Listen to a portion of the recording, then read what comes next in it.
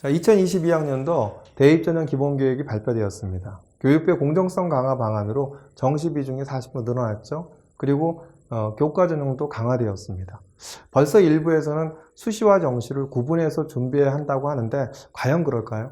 다음 내용을 확인하시면 역시 재학생들에게는 가장 많은 인원을 선발하는 것이 학생부 종합전형이라는 것을 확인하실 수 있습니다. 오늘 이제 분석을 좀 해드리고요. 다음 시간부터는 주요 대학의 변경사항과 그다음 입시 준비 전략을 갖다 소개해드리고자 합니다. 우선 보겠습니다. 인원들을 보시면 2021학년도와 2022학년도 대입전형 인원 비율을 갖다 비교해드리겠습니다. 건국대부터 보시면 정시 비중이 40% 늘어났죠. 교과가 없었는데 10% 늘어났죠. 그리고 학종 인원이 49.3에서 34.6으로 줄어들었습니다. 논술도 이제 12.8로 줄어들었죠. 실기는 0.8이죠. 경희대를 보시면 어떻죠? 수능 비중이 37% 늘어났고 교과 비중이 10.2%였죠. 그 다음에 이제 학종 비율이 31.9% 줄어들었습니다. 이렇게 보시면 이제 언뜻 보면은 학종 인원이 굉장히 준 것 같죠. 수능 인원이 더 많은 것 같습니다. 근데 이제 이따 이제 한번 보시면 왜 그 학종이 많은지를 갖다 확인하실 수 있을 겁니다. 고려대도 어디죠? 고려대는 이제 수능 비율이 40.1%죠. 교과 비율은 27.8%에서 20.0% 줄어들었고요. 학종 비율은 47.5%에서 36.3% 줄어들었습니다. 서강대를 보면은 정시 비중이 40.6%고요. 그다음 교과가 10% 신설됐죠. 학종이 30.7% 줄어들었습니다. 논술이 9.9% 줄어들었고요. 서울대를 보면 서울대는 교과나 논술이 없죠. 그래서 수능과 학종 딱 두 전형만 있습니다. 수능 비율이 30.1%고요. 30.1%고 학종 비율은 69.9%입니다.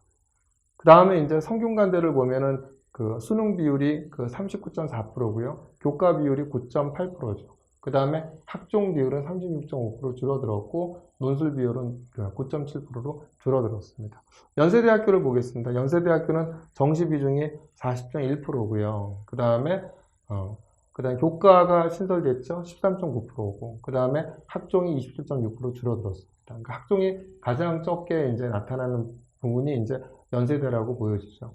그러면서 이제 논술도 9.2% 줄어들었습니다. 중앙대도 수능 정시 비율이 30.7%고 그다음에 교과가 11.6%에서 10%로 이제 좀 축소됐죠. 근데 오히려 학종은 32.4%에서 32.6%, 0.2% 좀 늘었죠. 대신 뭐가 줄었죠? 논술 인원이 이제 16%에서 13.7% 줄어들었죠. 그다음에 이제 한국외대를 보면은 수능 비율이 42.4%였고요. 교과가 13.5에서 10.3% 줄어들었습니다. 그리고 학종은 32.5%에서 32.3% 거의 유사하죠. 근데 이제 논술에 대한 부분도 일부 줄었죠. 13.1%로요. 한양대를 보면은 수능 비중이 이제 40.1%고, 그 다음에 교과가 소폭 늘어서 10%죠. 그 다음에 학종 비율이 33.5%고, 그 다음에 논술 비율이 7.6% 줄어들었습니다. 이것이 이제 큰 변화겠죠. 이런 변화가 됐는데, 이걸 한번 보세요. 그러니까 서울대학교에서 금년도에 합격한 학생들에 대한 재학생과 재수생들의 비율입니다. 서울대는 학생부 종합과 정시를 딱 이원화되어 있죠. 학생부 종합에서 수시에서 재학생 비율이 89.4%였고요. 정시에서는 얼마였냐면 30.7%가 재학생이었습니다. 그러니까 89.4%가 수시 학생부 종합에서는 재학생 비율, 30.7%가 정시는 재학생 비율이죠. K대를 보겠습니다. 그러니까 성균관대 컨퍼런스에서 있던 K대를 갖다 보면 K대 같은 경우에서도 이제 저희가 보기에 논술이 있기 때문에 이제 경희대인 거로 예상이 되는데요.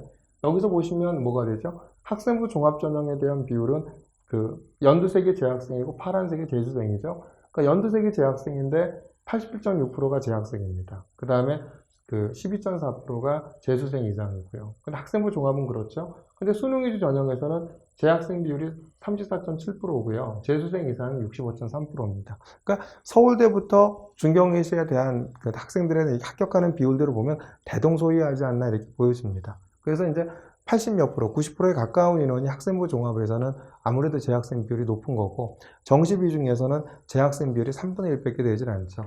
이거를 갖다 저희가 한번 적용을 한번 해봤습니다. 물론 이게 정확하게 맞지는 않습니다. 그러니까 왜냐하면 학생부 교과 전형이 내년에 연세대 같은 경우는 재학생만 지원하게 돼 있습니다. 그러니까 사실은 저게 100%죠. 523명 모두가 사실은 재학생이 적용됩니다. 근데 고려대학교는 재학생뿐만이 아니라 누구도 지원할 수 있냐면 재수생도 지원할 수 있습니다. 그러니까 또 재수생들이 교과도 좋고, 물론 이제 그 고려대 같은 경우는 내년에는 80%가 교과 성적이고, 그 다음에 20%가 서류입니다. 그러니까 20%에 대한 서류 영향력이 있습니다. 이거는 저희가 다음번에 고려대학교 설명회할 때, 근데 새로운 내신 산출식이 새롭게 나왔어요. 그래서 고려대학교 내신 산출식을 갖고 내신이 얼마 정도일 때 이 비교과 서류평가 20점으로 커버할 수 있는지를 저희가 시뮬레이션 표를 갖고 시뮬레이션 결과를 갖고 한번 소개를 시켜드리고자 합니다. 그러니까 그런 변수가 있습니다. 사실 그렇기 때문에 고려대학교 같은 경우는 재수생도 들어갈 수 있기 때문에 내신이 좋았던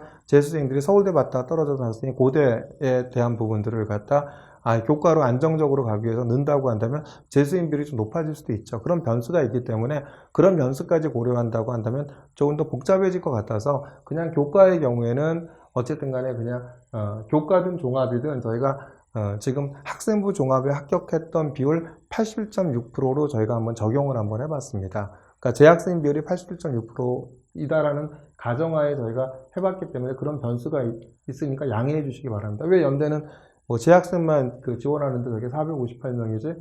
아까 분명히 서두에서 말씀드렸듯이 그냥 이런 이제 재수생과 재학생들이 재학생만 되는 전형이 교과에 있고 또 재수생까지 포함되는 전형이 교과에 있기 때문에 교과는 그런 것들을 감안하면 복잡해져서 이해를 돕기 위해서 저희가 그냥 일괄적으로 학생부 종합에 적용되는 비율 81.6%를 갖다 적용했다고 이해를 해주시면 좋을 것 같습니다. 아무튼 그런 이해에서 학생부 교과 전형에서 재학생 80.6% 적용을 했고요. 학생부 종합에서 재학생 81.6%를 적용했습니다. 논술이죠.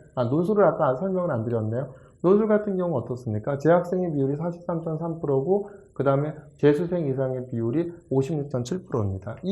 이것을 갖다 적용을 했을 때 논술 전형으로 재학생을 갖다 적용을 한 인원이 43.3% 적용을 했습니다. 수능은 아까도 말씀드렸죠. 재학생 34.7% 적용을 한번 해봤습니다. 그랬었을 때 어떻게 되냐면 서울대 같은 경우에는 학생부 종합으로 선발되는 인원이 1976명이고요.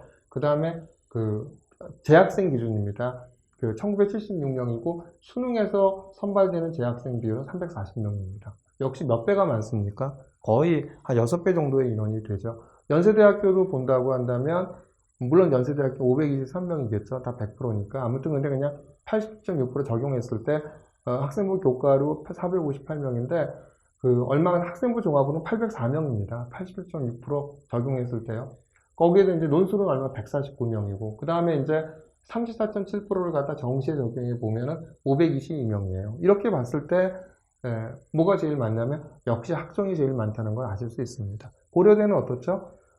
학생부 교과가 735고 재학생 비율입니다.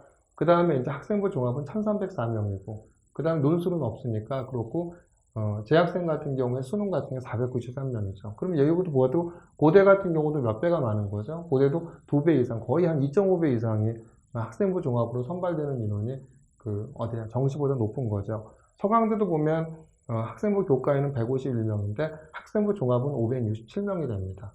논술은 73명이고 근데 수능으로 보면 206명이죠. 여기도 봐도 서강대도 거의 몇 배가 됩니까? 거의 3배 가까운 2.5배 이상이 되는 인원이 학생부 종합이 재학생 비율이 높다라는 거죠. 성균관대도 보면은 학생부 교과가 316명인데 학생부 종합은 980명입니다. 그리고 논술은 148명이고요. 정시는 얼마죠? 492명. 2배 정도가 되겠죠. 한양대도 보면은 학생부 교과는 280명이고 학생부 종합은 802명이고 논술은 104명이고 그 다음에 수능은 419명이죠. 역시 2배 정도가 되죠. 이화여대도 보면 교과는 350명이고 학생부 종합은 915명이고 그 다음에 논술은 142명이고 그 다음에 이제 수능 정시에서는 352명입니다. 여기도 마찬가지 2.5배 정도 되죠. 중앙대 보겠습니다. 중앙대는 어떻죠? 중앙대 같은 경우도 학생부 교과로는 439명, 학생부 종합으로는 1205명, 그 다음에 논술 전형으로는 295명, 수능으로는 505명이 되겠죠. 역시 2.5배입니다. 경희대 같은 경우 어떻죠? 학생부 교과로는 얼마가 돼요? 477명이고 종합으로는 1247명이고요. 논술은 212명이고 그 다음에 수능에서는 699명입니다. 자, 서울시립대 보시면 어떻죠? 학생부 교과로는 194명이고 그 다음에 학생부 종합으로는 536명이고 논술로는 33명이고 그 다음에 수능으로는 얼마가 되죠? 273명입니다. 한국예대 보겠습니다. 학생부 교과로는 327명이고 그 다음에 학생부 종합으로는 1028명이고, 논술로는 205명이고, 그 다음에 수능으로는 470명입니다. 지금까지 확인해 드렸지만 재학생들한테는 학생부 종합 전형이 이렇게 정시에 비해서 적게는 170%, 많게는 6배까지 이렇게 유리하게 적용된다는 것을 갖다 아실 수 있을 겁니다. 그렇기 때문에 재학생들이 학생부 전형을 냅두고 그 다음에 정시만 준비하는 것은 큰 실수가 아닌가 생각이 듭니다. 내신 성적이 좋은 학생들은 교과도 준비하시고요. 그 다음에 학생부 종합도 준비하고 정시 준비하면 됩니다. 근데 대부분의 재학생들이 만약에 이제 교과에 자신이 없다 하더라도 반드시 학생부 종합을 놓고 정시를 준비하는 건 그건 실수가 아닌가 생각합니다. 그래서 학생부 종합에 대한 부분을 반드시 준비하시기 바랍니다. 올해 한번 보시겠습니다. 올해 코로나 사태가 저는 내년에 큰 영향을 끼친다고 생각합니다. 그러니까 생각해 보시면 대학교 1학년들이 지금 거의 반수가 아니라 대학을 못 가기 때문에 대학에서 온라인 강의를 하고 시간이 남죠. 학과 친구들도 모릅니다. 그렇기 때문에 학생들이 뭘 하고 있습니까? 대부분의 학생들이 다 재수를 하고 있다고 합니다. 그럼 이런 재수를 하고 있는 학생들이 정시에 영향을 끼치겠죠. 그렇다고 한다면 현재 고등학교 3학년들이 아까 이제 K대 같은 경우 34.7%라고 한다고 하면 제가 보기엔 2, 3% 정도의 영향을 끼치지 않을까 생각합니다. 그럼 이 학생들이 어떻게 가겠죠? 내년에 또 다시 재수를 하겠죠.